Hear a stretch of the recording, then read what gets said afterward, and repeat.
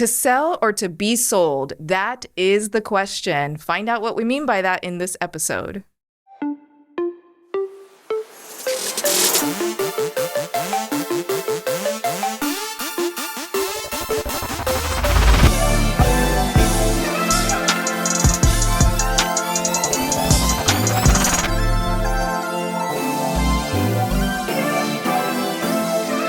Hey everyone, welcome back to the Edgy Entrepreneur Podcast. We're in season 2, episode 11, and this entire season is about relationships. And we firmly believe that if you want to be an influential leader in your community, you must be able to master the art of creating relationships, right? And relationships that are strong within your business, relationships that are strong within your family, and then also within your community itself. So this episode is going to expand on a really fun topic, one that I enjoy, and it's called sales. So we're going to discuss selling or being sold to as a part of your relationships. And before we jump into that, we'll introduce ourselves. Go ahead, Coach. Yes, I am Coach Oriana. I'm a life and personal performance coach and a certified relationship coach. And I am Coach Daniel Tribby. I am a healthcare entrepreneur and a coach for those of you who are also healthcare entrepreneurs. So let's jump into this fun topic, sales. I love sales. Sales is one of my favorite things to talk about. I know, you get so excited and enthusiastic about sales. You know, and I love the crossroads between sales and relationships, right? The fact of the matter is that if you want to be successful at sales, then that actually revolves around your ability to be successful in relationships and to create successful relationships. Yep, that's great because you always have to be selling, right? Mm-hmm. You can't stop selling at any point, whether it's with your team at work or your spouse at home or your kids, whatever it may be. And sales is everywhere. It's everywhere. And a lot of you are thinking, oh, I hate sales. I hate selling. I'm not a salesman. Yes, you are. You absolutely are. Everything even when you don't realize it. Right, everything is sales. My son tries to sell me on dessert every single night after dinner, and he's the best at it. Well, you know, Daddy, like I really didn't have any dessert yesterday. I haven't had any sugar today. Like it's all, everything is sales. Everything you come across is sales. Yeah, and I would also say the vast majority of our conversations, for that reason, are negotiation conversations. Exactly. Right? Where you're negotiating your terms, you're negotiating your wants, your needs, your desires, whether that be with your partner, with your kids, like Coach Tribby just mentioned, or at work. So asking yourself this genuinely honest question, am I selling or am I being sold to within the context of your relationships, is really, really important. Exactly. As I think a lot of people miss the point when someone's trying to sell to them.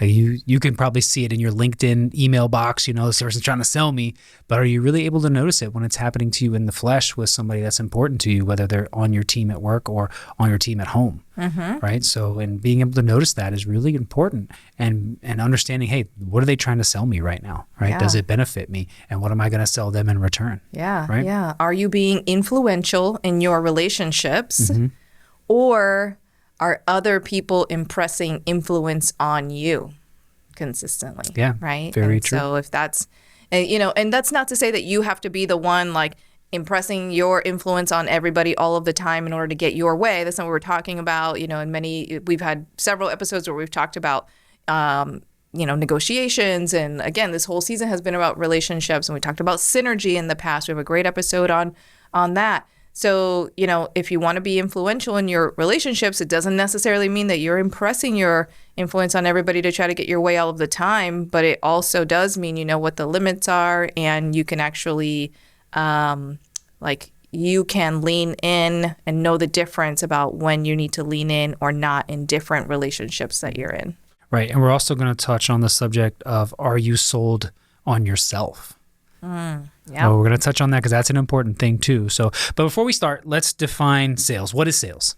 Yeah. So sales is service. Yes. And service is relationships. 100%. 100%. One of the chapters in my book is called Sales is Service, Sales is Customer Service. Customer Service is Sales. That's 1,000% what it is. The problem is what we've defined sales as is usually this thought process of the cheesy, pushy, 1980s used car salesman type, the person that doesn't leave us alone, the telemarketer, the person in our LinkedIn. The pushiness. Right. That whole thing is what we a lot of times are associating with the word sales. Yeah. And so we don't want to personally associate with that type of pushy, cheesy type of sales process. So therefore, I don't want to be a salesman because I don't want to be associated with that type of thing. Yeah. I also see people that they think that sales is merely the transaction, right? So it's like, well, I want to be more relational and I don't like sales because it's all transactional. Well, if that's where you're at, you're still missing the mark, right? Because it shouldn't be transactional. It should be transformational. Right. Right. And this is something I tell a lot of my healthcare entrepreneurs. Stop being so transactional in your practice. Start being transformational. Why should people come to see you? Why should people buy from you? You know, why does this pushback on being salesy happen? Okay. And it shouldn't. Okay. So the actual person who is a good salesperson seeks to serve. And when they seek to serve, what they're actually doing is adding value to others, okay, in a way that satisfies their desired outcome. Okay. Wait a minute. The desired outcome of the person selling or the desired outcome of the person receiving or being? The person receiving. Exactly. The person receiving. I want to clarify that right? for So people. I'm not selling for my outcome. It is nice to get paid. I'm not going to lie. But I am serving you. I'm adding value to you so that you can have your desired outcome.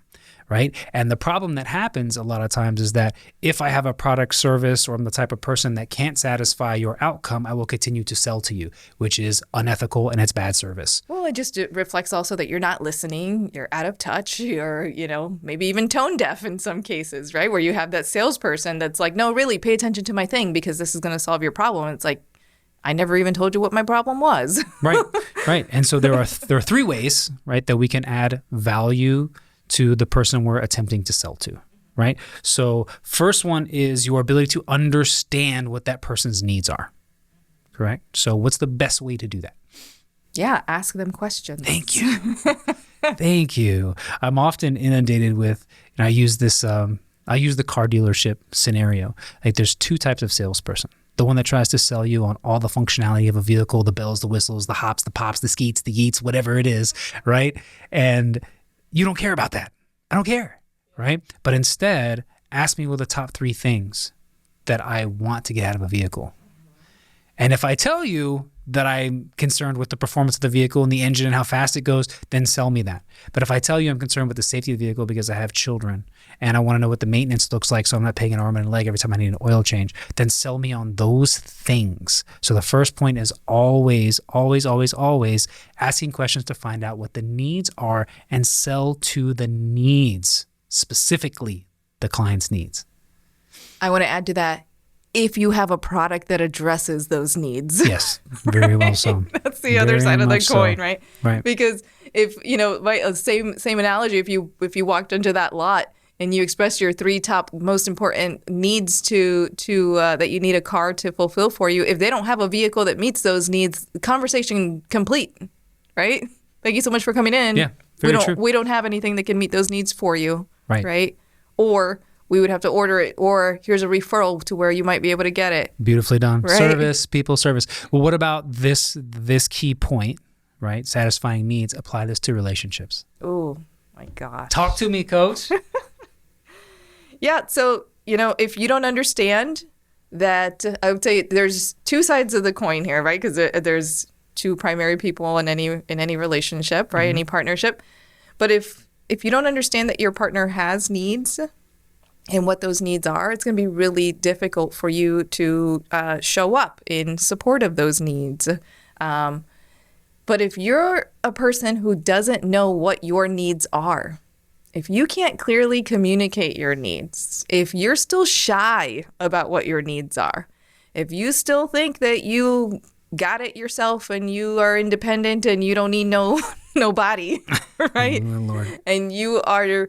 and you have no needs in a relationship, let me tell you, the person with no needs in a relationship, and the funny thing is that person thinks that they're easy to be in a relationship, those people are the most difficult people to be in a relationship with. Mm-hmm. Because it is so difficult for your partner to figure out how to satisfy you, right? How to make you happy, or even just how to put a smile on your face. You have no needs. And if you have no needs in a relationship, what do you need another person for? You don't. Exactly. Right. Just filling space. I just like to know you're there. Yeah. Right. So even switch this. Let's go deeper here. So what about in professional relationships? Yeah. Right. How are we satisfying needs there? What's one of the many reasons why people falter in their sales process in professional relationships? In professional relationships, like partnerships, or with their clients? Let's do partnerships. That sounds fun. Or teams, right? So in your team. Yeah. I think it's unrealistic expectations is a big one. Not understanding what different people's roles are on the team. That's also on a one-on-one relationship, any kind of partnership. If you don't understand one another's roles, if you don't have complementary roles to one another, you're always going to feel like you're stepping on each other's toes, and you're going to end up in what's called a power struggle.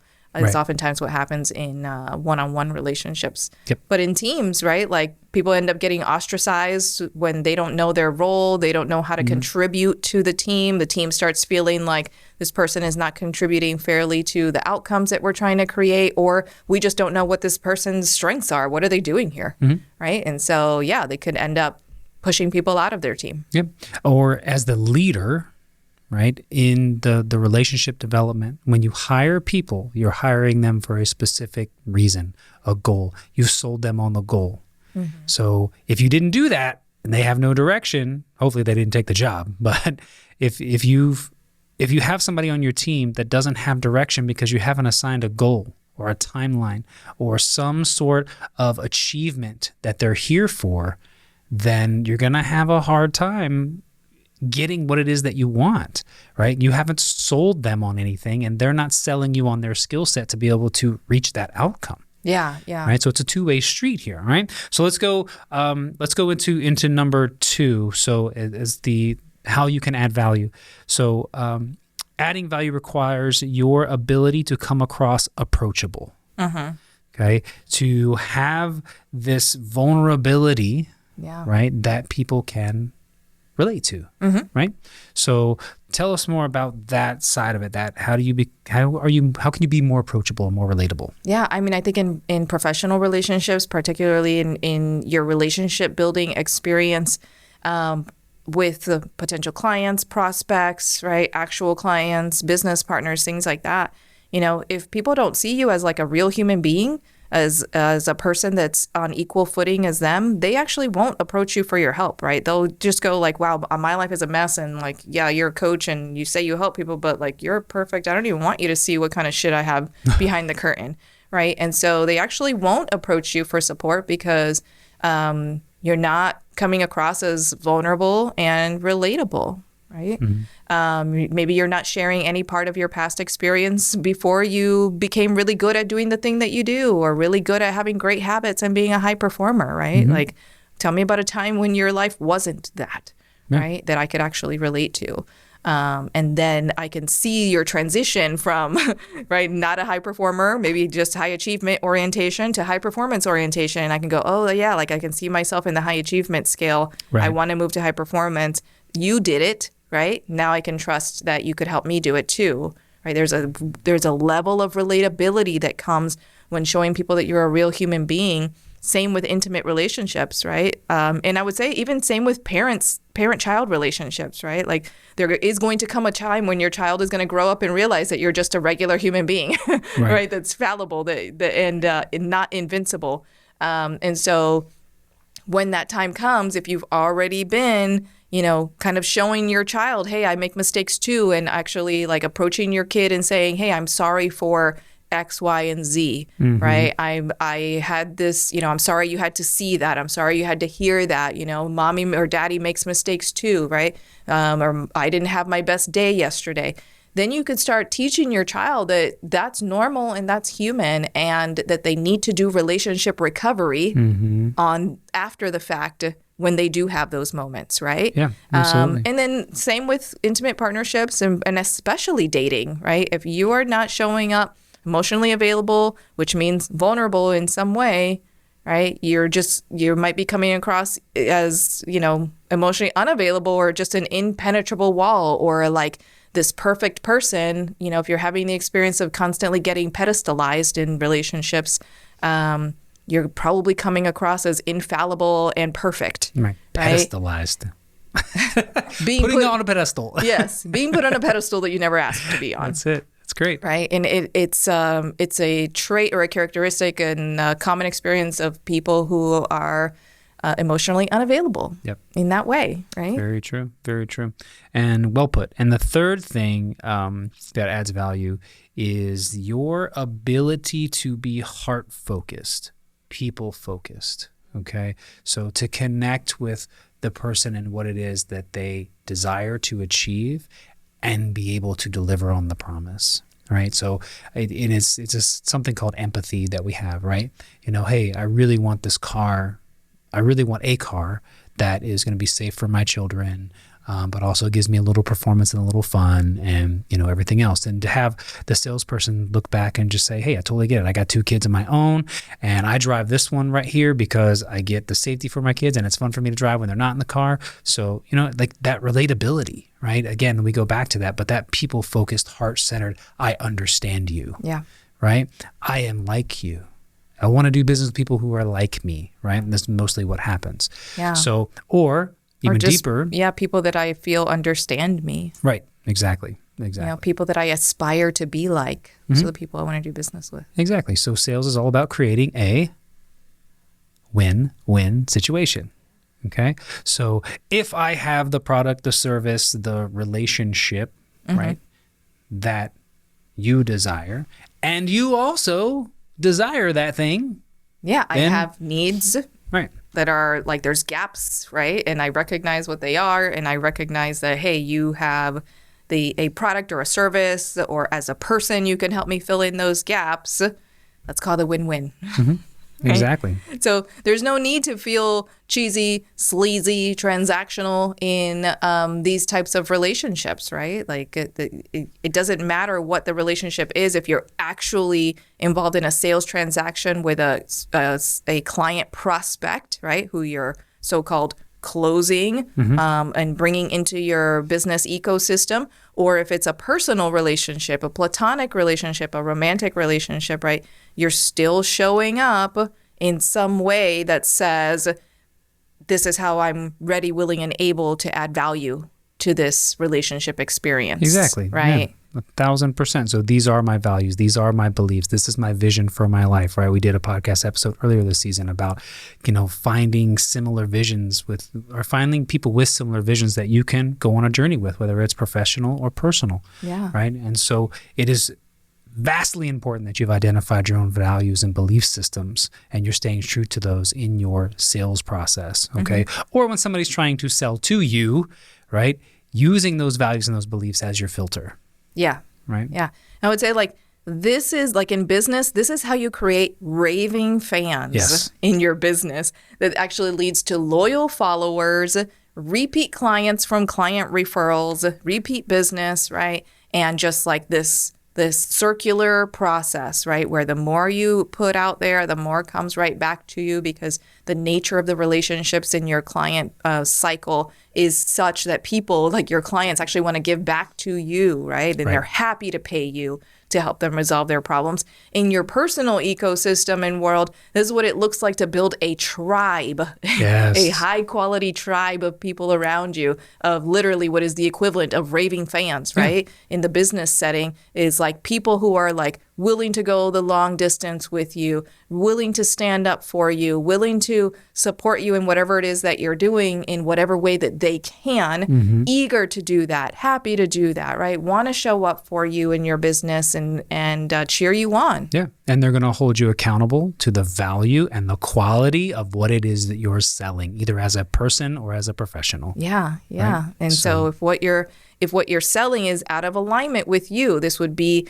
the equivalent of you don't believe in the product or service that you're selling in the professional setting, right? Or you're a person who says that you believe or you espouse certain values, but then you actually don't live it out. Right.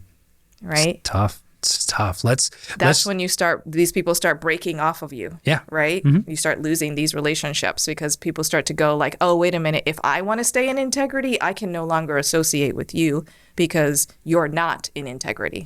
Right. And that's a great transition into this idea of selling versus being sold. Yeah. Right. And so what people need to realize is you're not just selling a product, right? You're selling essentially an emotion, okay? And inside of that emotion is yourself, your ideas, your collaboration, a lot of these things that I always get annoyed with people who feel like they're selling a product. Like if you're a dentist, you're not selling your dentist skills, right? You're not selling clean teeth. You're selling a beautiful white smile that you can be proud of. Confidence. Right? Selling confidence. Yeah. Right? If you're selling, car insurance plan, you're not selling insurance. You're selling protection in the event. Peace of mind. Right. Your protection in the event that there's an accident. Right? That's what you're selling. So you have to start thinking more about not just what is this product, but what's the emotion that this product satisfies? Yeah. Right? Or what's the emotion that this service satisfies? And then tell the story. Exactly. Or what is it that I, as a person, can bring to your emotional state that enhances it? Yeah. Right? In a positive way, right? If you're upset, I'm not going to bring something that obviously makes you more upset. But, what you're selling is more than just a product or a service. I mean, essentially what it is the vision, right? The vision that you have. My service solves this problem, and here's my vision for how that could help you lead your best life, right? And how at some point in time you'll arrive at the place where you don't need me to help you lead your best life. I'm going to give you all the skills to do that, right? Or in the context of a romantic relationship, like this is the vision for my life, this type of person with this value system would really complement the direction that I'm going in. Do you have that? Would you like to come along, right? Like, yes, great. No? Oh, okay, no problem, right? My product's not for you.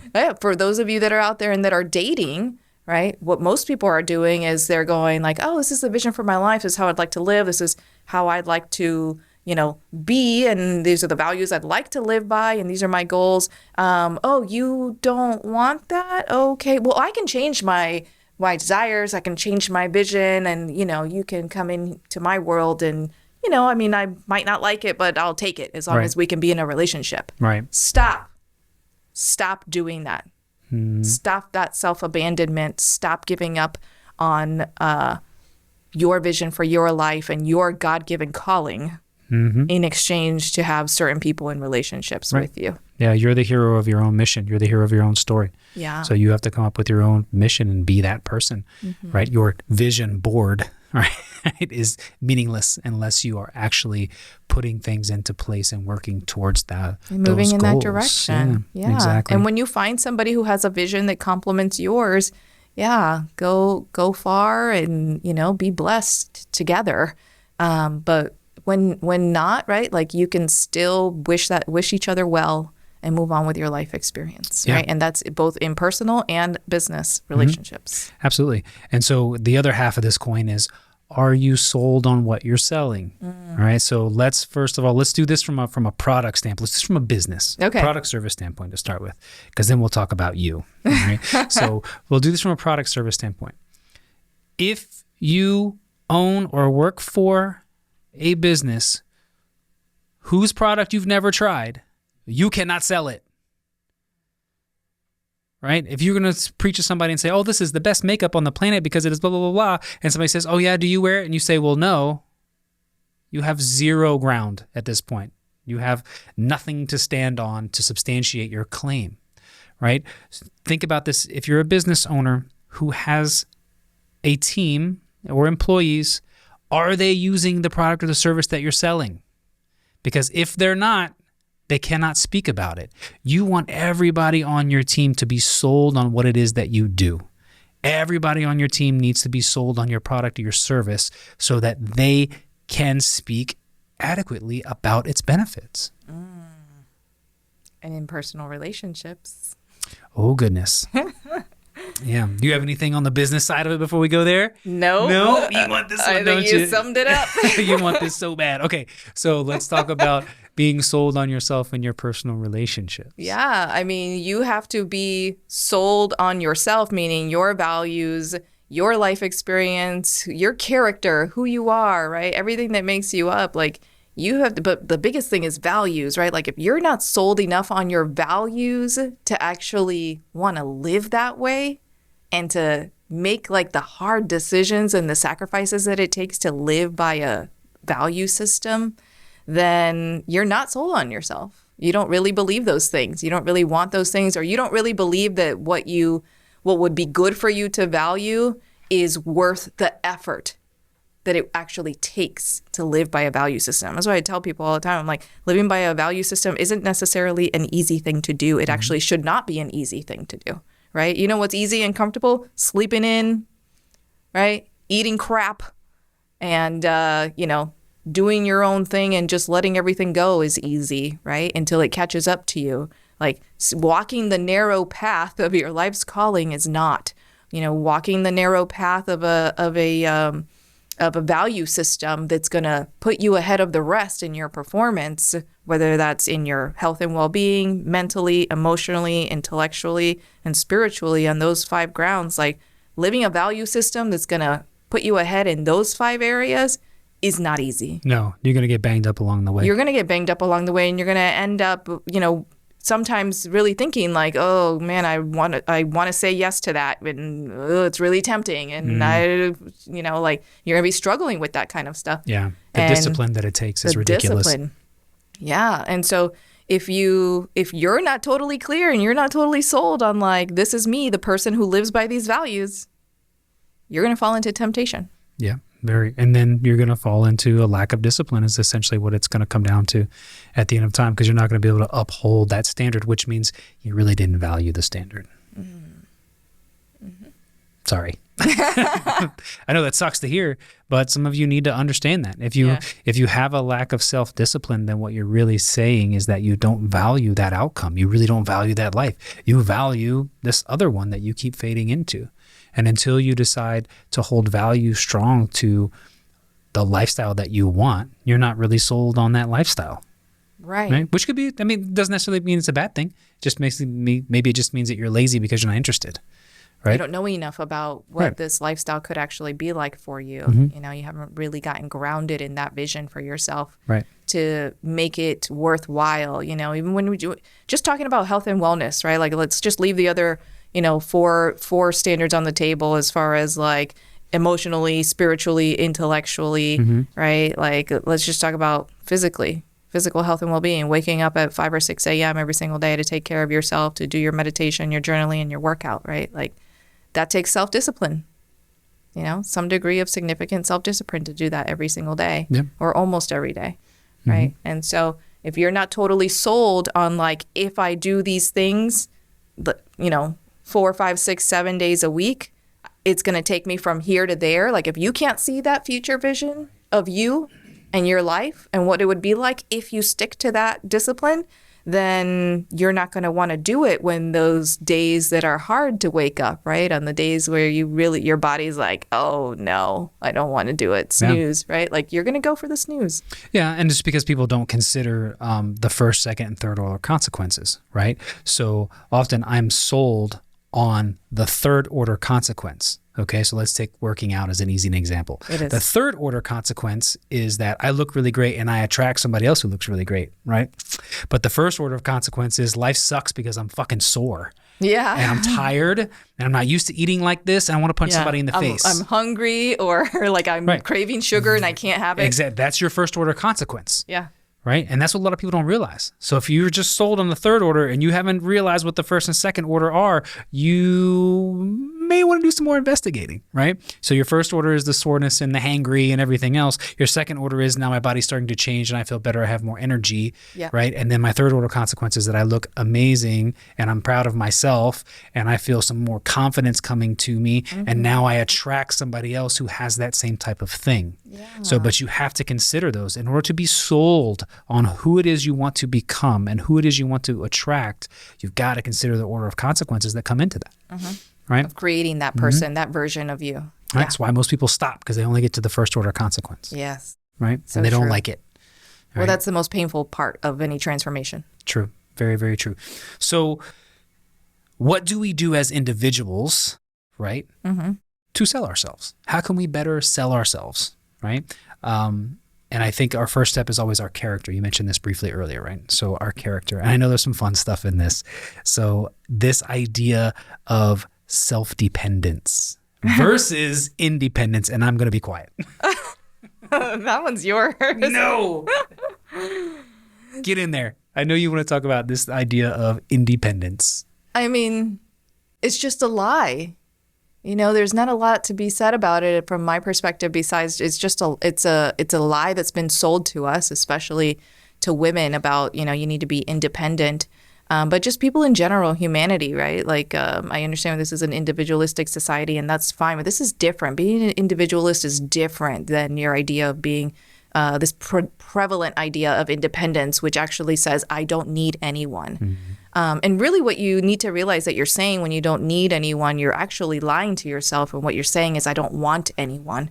And so people who have this belief system often experience an incredible amount of loneliness and sense of abandonment. Why? Because if you don't need anyone and you don't want anyone, people don't want to be around you. It's really just that simple. And then, then when you're like, hey, where is everyone? I've been working so hard and so many hours that now, where are my friends? Where are my family? Where are all the people I used to know? Well, they moved on with their lives while you were ignoring them because you said you don't need anyone. Mm-hmm.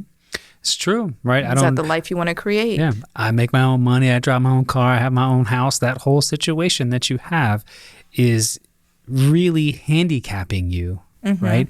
And it doesn't sell yourself at all. Nobody's buying that shit that you're putting out there. It's not. And so what we're talking about is self-dependence, which means that I have done the internal work so that I rely on myself for my own happiness and joy.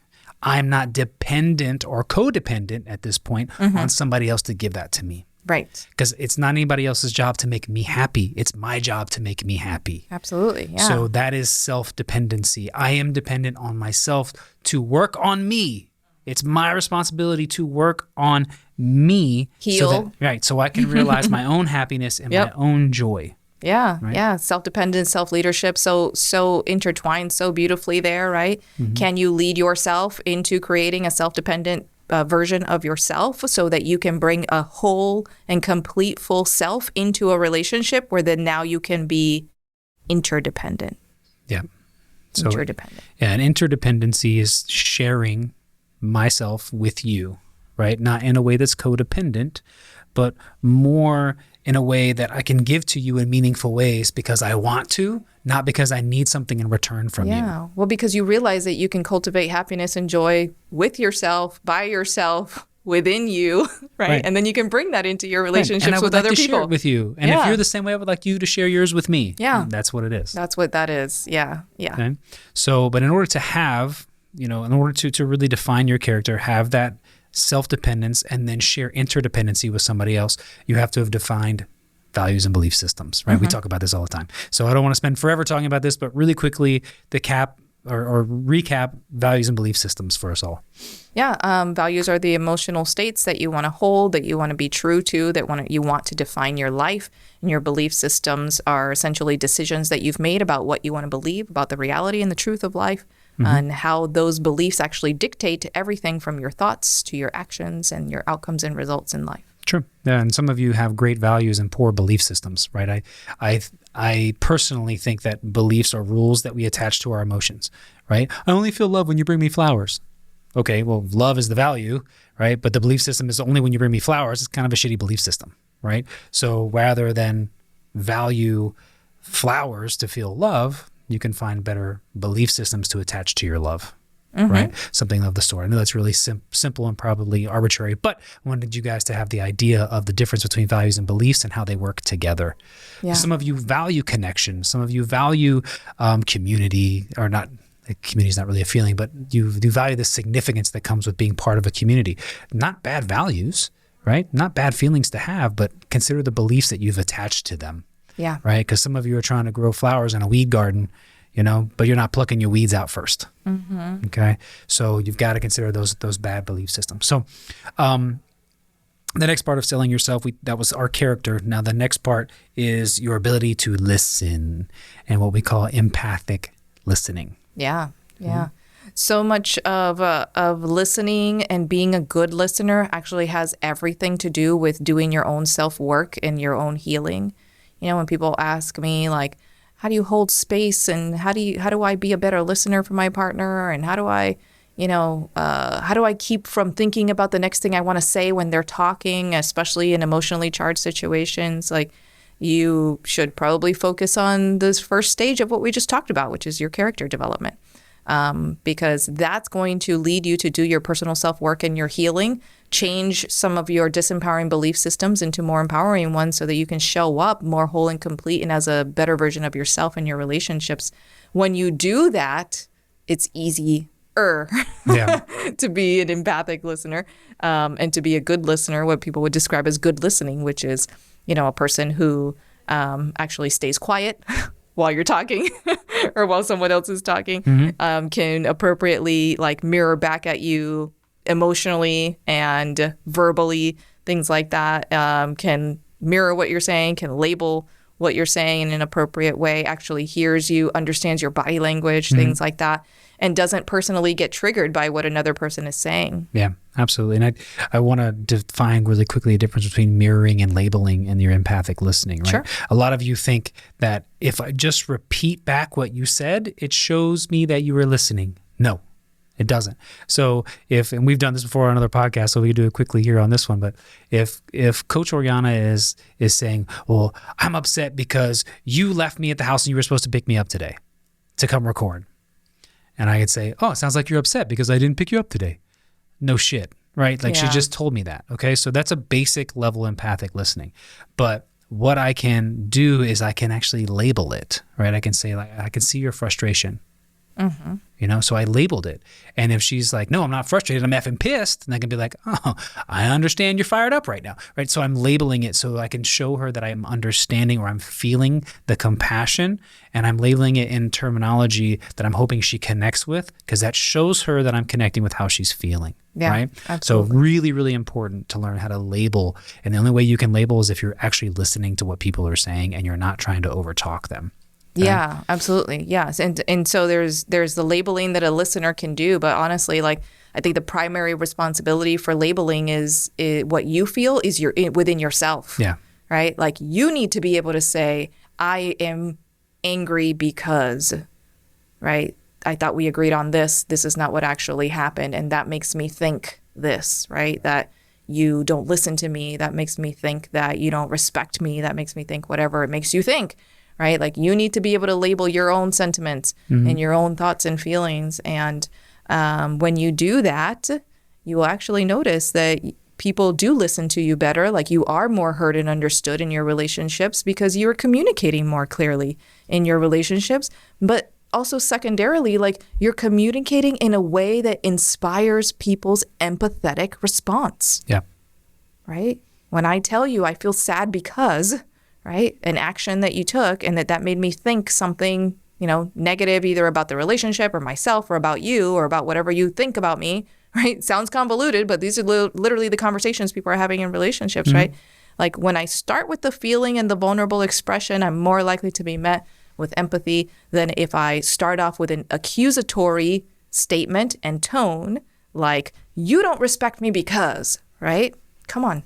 Yep. So what did you just sell me in that point? Yeah. You sold me the bullshit when you came at it that way, right? And I'm less likely to buy into it. I'm going to fire back at you with my own stuff, right? Versus if I'm selling hey, I really care about you, but you also made me feel this way, which led me to believe that you don't care about such and such. Right. Right? Now you've just sold me on the fact that, oh shit, I need to I don't want her to feel this way. That's not what I meant to do. I apologize. Right. I misunderstood. And now I have the opportunity because I heard what she said.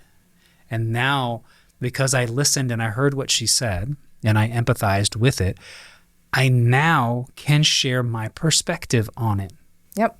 Instead, what people try to do is they try to argue in their circle without understanding the perspective of somebody else.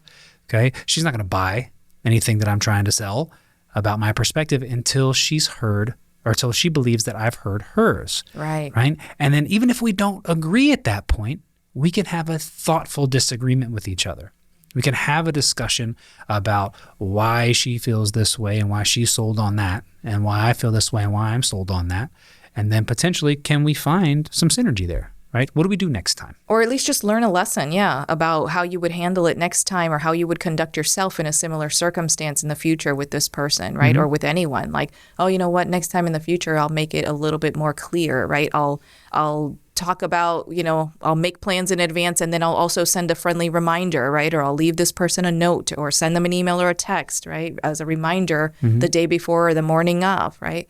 Right. Like you can help people be successful in a relationship with you. And if you don't think that's selling love, care, compassion as a part of what you're offering, you're fucking crazy. Yeah. You're absolutely selling your character at that point. Okay? Yeah. Versus like, well, they should know because we've been business partners this long. We've been in a relationship this long. They should know by now. I shouldn't have to tell them.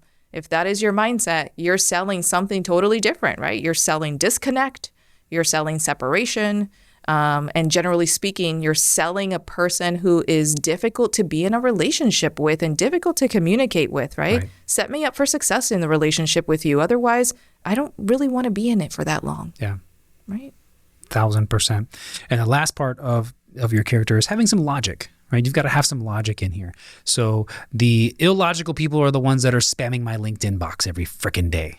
Okay? I'm not buying your stuff. Okay? And I say that to tell you to be patient with your pitch. Okay? Logically be patient with your pitch. Don't come on so strong to people and be like, this is what I got. Here you go. You want it? You want it? You want it? You want it? You want it? Like, stop. Like, listen to people and offer them a solution or an idea or satisfy a want and seek to create the win-win. Stop just throwing yourself into the wind, right? Have some logic and be patient with your pitch, right? What do you got there? And it just makes me think about the dating world, right? And how people are just like, overly people that show up thirsty, overly interested, chasing, right? And how does that feel? It feels just like, oh, just like back up off me. Right? Like, can I get some air? Like, why are you smothering me right now? Right. And so if you're just, whereas the complete opposite of that, right, is almost like not a person that's like indifferent and aloof, but a person that's like somewhere like closer to the opposite spectrum, but not the extreme, but just like, hey, I'm interested. And also I respect your space and like, I'm fine with having a pace that we can mutually agree to, right? Like that's so much more fun and interesting in a dating relationship where it's kind of like, oh, you stepped in, okay, I'll step in, right? And so it's some people would say like, oh, well, why are we just going back and forth like that? You like me, I like you, let's go. Like, no, because that's boring and it sucks, right? That's not interesting, right? And those are the relationships that burn out really, really fast because, these relationships move too quickly to some uncertain end. And then, it's like a shooting star. It ends up burning out and like in a fiery flames, right? It's not even like, oh, let's just come to a mutual agreement that we're going to go ahead and end the relationship. Like, no, it typically is like blows up in everybody's face that's involved, you know? Yep. And if you're a coach, consultant, or you're in somebody's IG box, LinkedIn inbox, whatever it is, and you're trying to get me to marry you and get me on a call the first time you reach out to me, bruh. Yeah, stop with that. It's not logical and it doesn't work except for maybe 1 out of 1,000 times. Don't hit me up and say, hey, I just followed you. How's your business? What? Yeah. You don't even know me. Build a relationship. Date me first before you try to sell me on your shit. Right? Yeah. No, I've had that conversation many times. Get on a call. We can get on a call. You want to get on a call? You want to get on a call? Like, I get it. You can't sell until you get somebody on a call and get them face to face. I totally understand that. The problem is that you missed the process in between that led you to the sale, and that is creating value for people. Right? If you're just in there trying to push products and, hey, how's your business? You're trying to ask me to marry you without dating me first. Exactly. Yes. Right? Which means you're not selling. You're pushing. You're the cheese ball that we talked about at the beginning. Yeah. You are the 80s used car salesman trying to sell me some bullshit with your creepy mustache. Yeah. That's what you're doing. Yeah. And I'm not buying it. Or that overly pushy, thirsty person in the dating scene that's like literally asks you to marry them on the first date, which actually has happened to me several times, right? Like red flag, right? If there's ever a red flag, that's the one, like, no, but thanks for the coffee. Right. And then some of you are like, oh yeah, but sometimes you just got to get straight to the point and get in there. And the people who respect that will go right into it. I'm like, what's the percentage numbers on that? Give me the percentage of people who are like that. Minuscule. Give me the percentage. I've never met you before, but I'm going to go right in for the jab. Who's buying? Who's buying? Build the relationship. There's got to be first. rapport. There's got to be trust. There's got to be a foundation of mutual respect and so on. Or in the very least, just understand my business, right? In the business context, right? Like, do you even understand my business before you start talking to me about your product, right? I can't even tell you how many times people have tried to sell me something business related. And then at some point in time in that conversation, I realize I'm like, you don't even know what I do you? Mm-hmm. Like, why are you even talking to me right now? Yeah. And it's not hard to find information, right? Mm-hmm. I have a website. I have multiple social media profiles. Anybody with any type of sales skill, fifth grade level sales skills can easily go on any of my profiles and see like, oh, this is what this person is about. These are like more or less a handful of their beliefs. This is more or less how they work with people. Done. Okay, let me talk to her. Right? Basic recon, right? Yeah. But most people are not even doing that. Yeah, absolutely. But if you're doing your due diligence, let's call it on social media, you're putting valuable content out there, you're giving stuff away for free to people, you're inviting them to join your email list, or you're really, really sold on what it is you have to offer, people will find you at a certain degree. Facts. Right? And if you're having trouble with them finding you, right, and you want to end up in their message box, then that's fine. But build that relationship. Be logical, right? Take the time and think to yourself, okay, if I'm going to date this person, I need to put the time and effort and energy into them first before they're going to be willing to do business with me. Mm-hmm. So some of these people hit me up and they try to do that, but then they have 4 videos on their profile. And I'm like, what are you doing? Like, build your own brand. Yeah. Be sold on yourself, because if you're not willing to put yourself out there to build your brand, then it leads me to believe that you're not sold on yourself. And if you're not sold on you, then I'm not buying your shit. Mm-hmm. Yeah. Yeah. Oh my gosh, that's so true. And in personal relationships and dating, if you're not sold on yourself, somebody with a what's called a stronger frame and character who is sold on themselves could really easily take advantage of you. Right? Because you show up wishy-washy and unclear on your values and on your wants and needs and desires and goals for the future. And so that person is, you're essentially susceptible to somebody who is a taker and happy to take whatever it is that you have to give. Very true. So again, the world is about selling. You're either selling or you're being sold to all the time. And I hope this episode has opened you up to thinking about yourself as a salesperson. Okay. You may not always be having to sell a product, right, or a service, but you are selling yourself on a daily basis. Yeah. And if you really want to be sold on yourself, put that work in so that you can do that, whether it's as a professional or as a person. Yeah. Yeah. Great closing. If you enjoyed this episode, please share it with at least one person who might appreciate it as well. And if you would like to learn more about us and join our community where we're having conversations like this that are interactive, that you can engage in, where you can actually ask us questions and get some coaching from us, please text the word EDGY, EDGY, to 33777, and you'll get a link where you can join our community on Facebook, where we go live every single week and we release blog posts. You can join our mailing list and interact with us regularly. Thanks for joining us, guys. We'll see you in the next one. Take care, everyone.